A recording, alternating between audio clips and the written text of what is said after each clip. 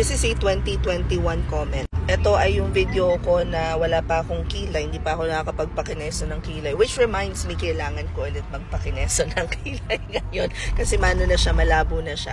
Pero meron kasing nag-comment na bago doon sa video. So nakita ko yung mga old comments doon. And this one's from, again, 2021 pa.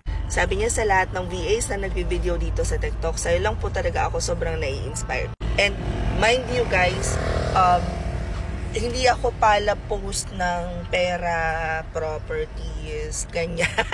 Yung mga nabili ko as a freelancer, hindi ko siya masyadong finiflex just because feeling ko hindi naman siya nagpo-provide ng value sa audience ko. So, itong comment na to made me realize na since 2020, 2021, nai-inspire ko yung tao by educating them. Yung instead baga na maraming kineso, basta dire-diretso lang ako na kung wari may nagtanong, sasagot ako. And I get a lot of parang comments na ganito na dahil sa'yo freelancer na ako. Alam niyo mga reply ko dun, sa totoo lang hindi ako yun.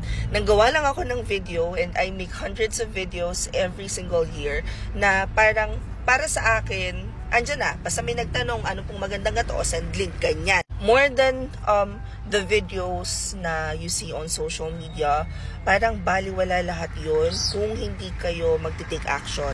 Ika nga, kahit anong tip sa atin na mga matatanda, kung hindi rin naman natin susundin, ay wala rin talab sa atin. Halimbawa, free graphics design course by Ambo na nasa website natin na nakalink sa bio ko. Yes, free. Opo, free. Huwag nyo nang itanong kung may bayad. Opo, free. So, andyan siya. Libre siya. Pero unless i-take mo yung course at sundan mong isa-isa yung mga task dyan, paano mo malalaman if para sa yung graphics design?